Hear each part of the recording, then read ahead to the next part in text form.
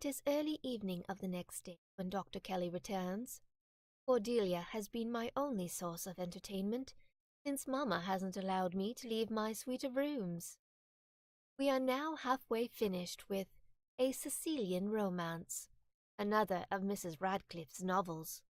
The oldest child of two teachers, Cordy is well educated, and her voice is smooth and expressive.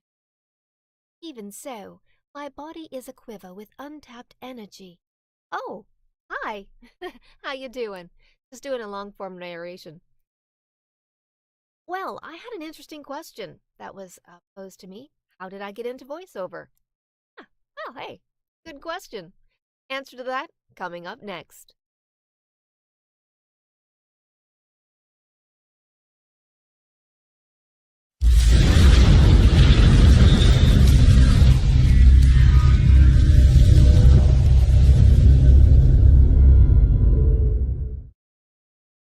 Hey. Well, I had a question that was quite interesting. Wanted to know how I got into voiceover.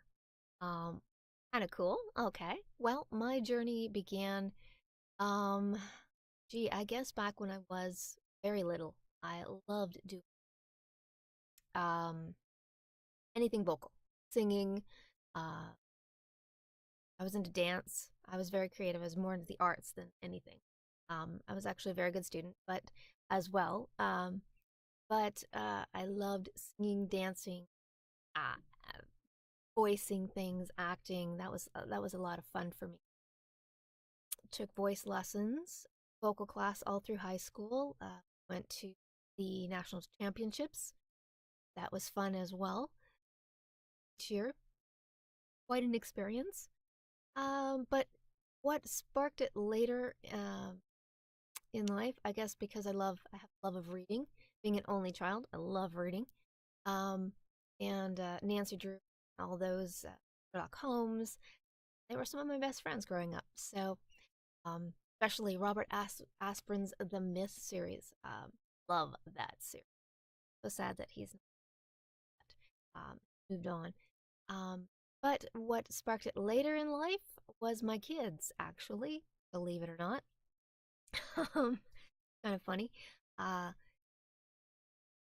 I used to read to them a lot, and I do funny little character voices, like I do the ones for the little guys, and then I do the big booming voices for the big boys, things like that. I was just, goofing around for the kids, but they loved it. And I developed characters for certain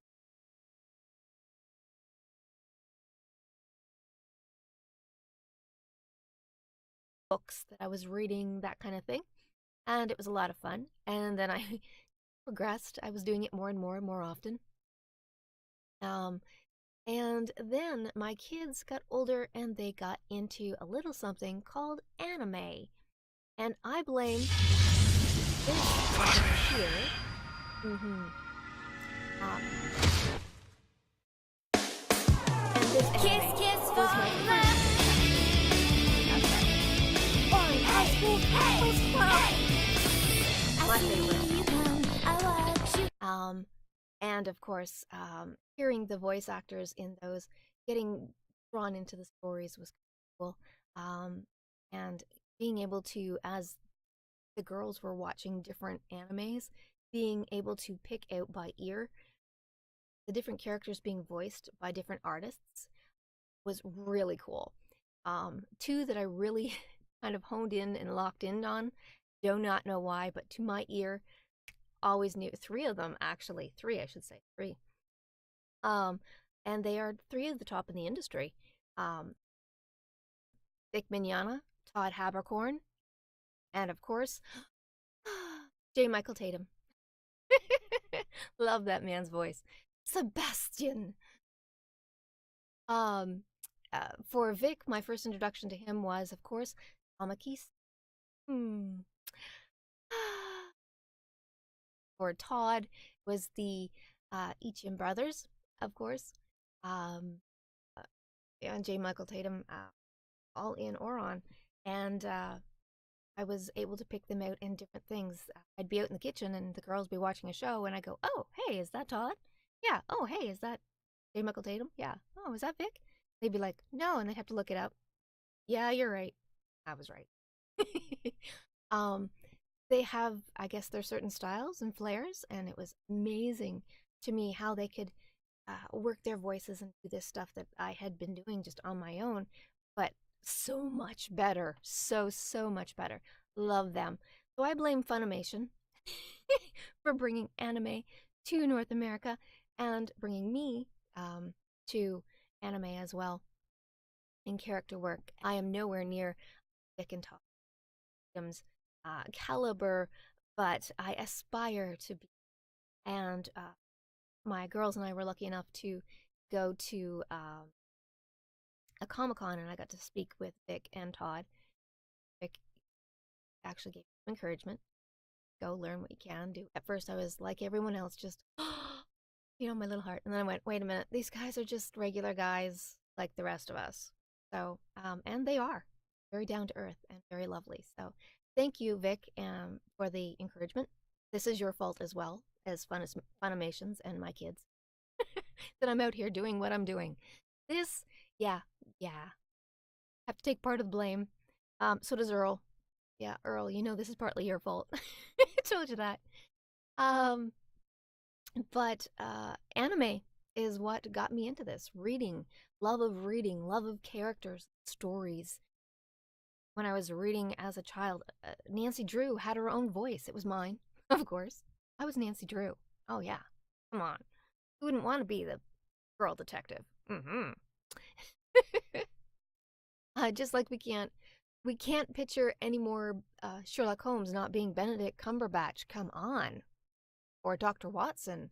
I mean, come on. They're shoo-ins.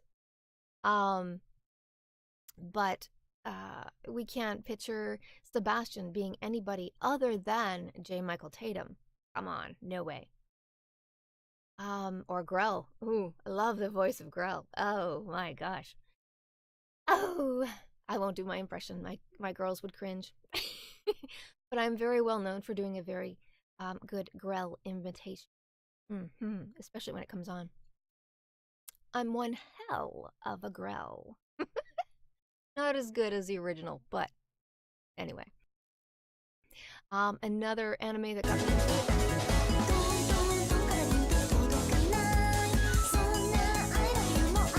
Kama-sama Kiss, again, J. Michael Tatum. And what else? Oh my gosh, this one here.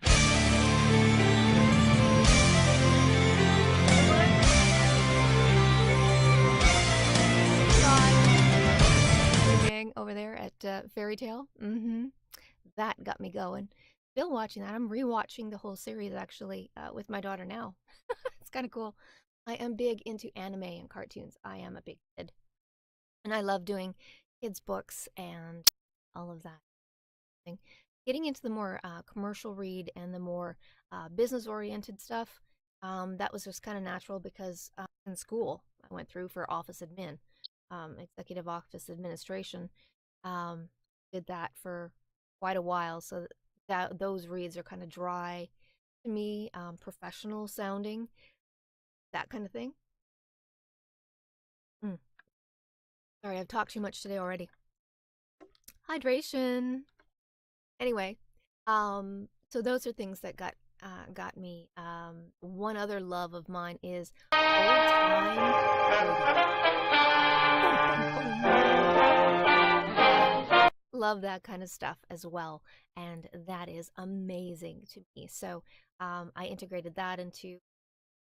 I wanted to be a radio broadcaster at one point.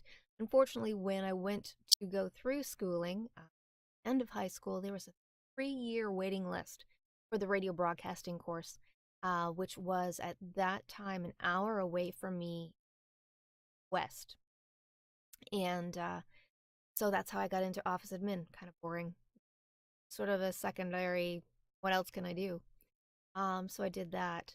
But then I later in life came back into radio broadcasting, and I have my own online station where I promote unsigned artists from around the globe.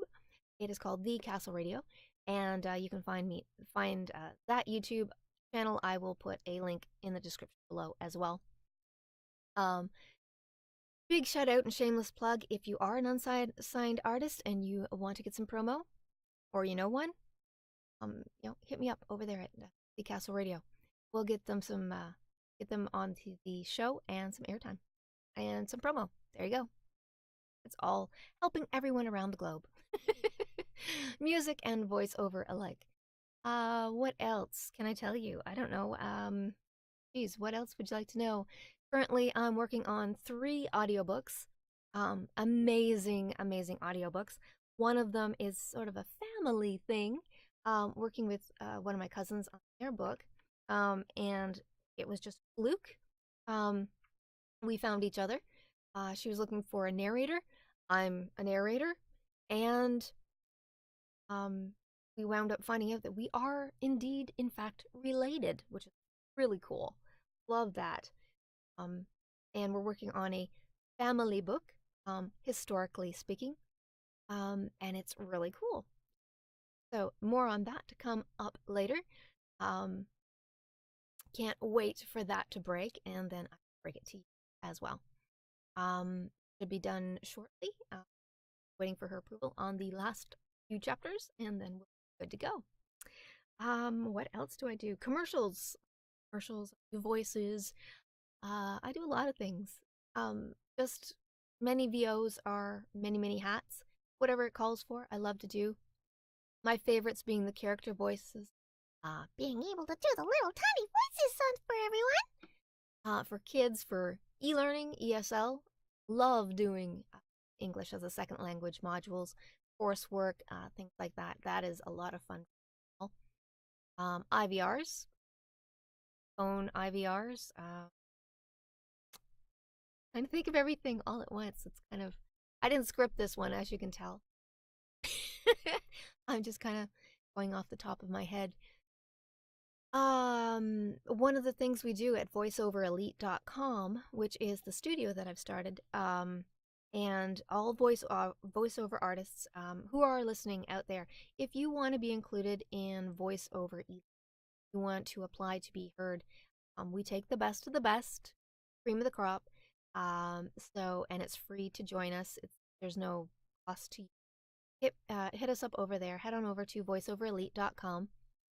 We have male and female professional voice artists over there, and team up together to bring basically some brand new and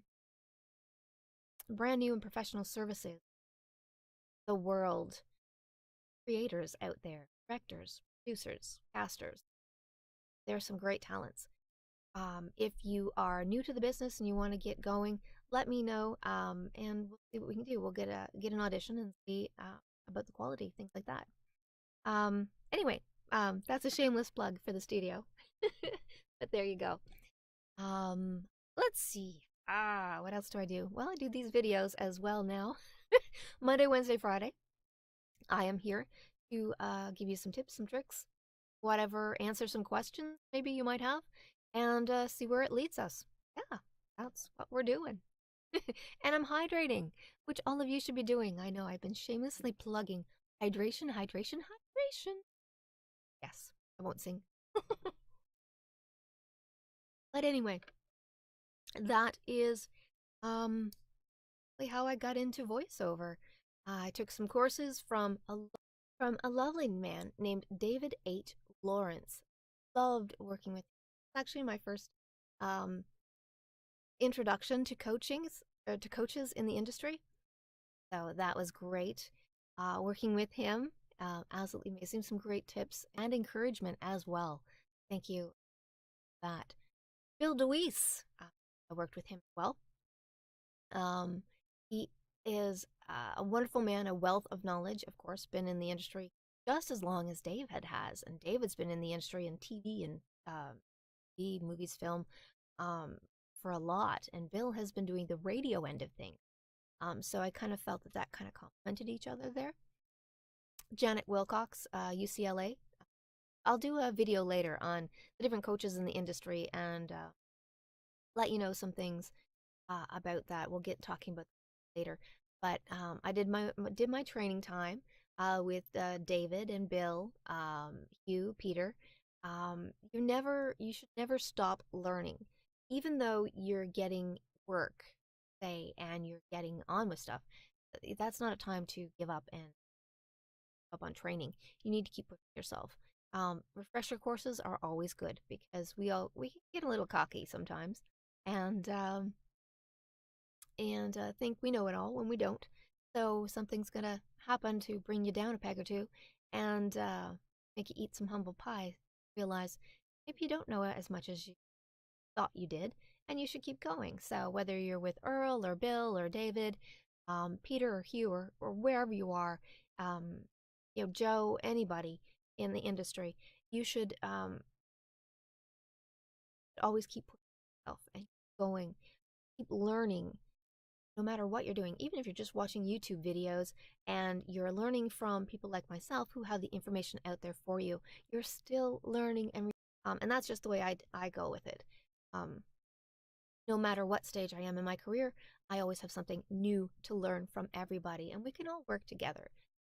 There's no reason why everyone in this work together as one big happy family, because we're basically the VO Guild.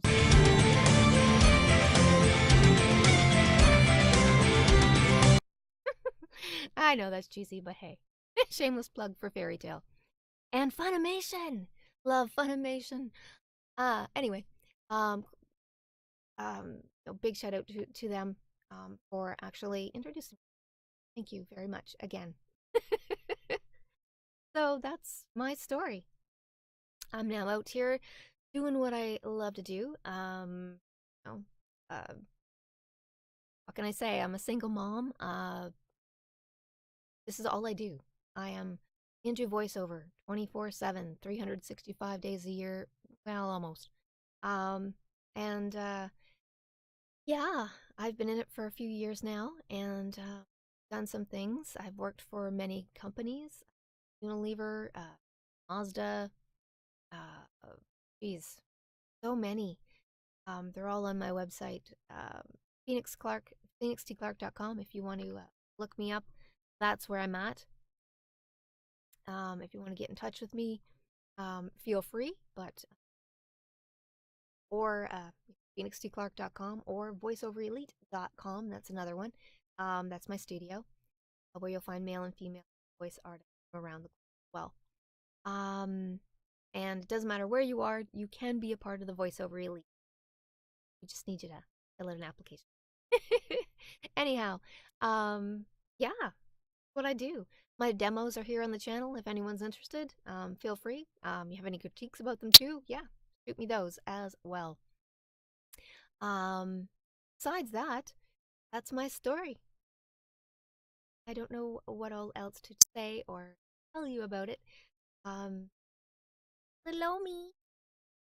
It's just me. That's all, folks. Anyway, if you thanks for the questions. I really appreciate them. Keep them coming because I will do videos and respond back to you in video form. If you like the videos that you're seeing, head on over and hit that like button or subscribe. Don't forget the bell so you're notified when I post a new video as well. Today is Wednesday, and I know I said I'd be doing Monday, Wednesday, Friday, which I am doing, but today is a double video treat today. One question as well as a video on what I do today. Mouth click noises. There you go. That's the other one. Go check it out. Anyway, thanks for the questions. See you around the VO forums, and hey, don't forget, as always, get that VO magic going. Happy voicing, everyone.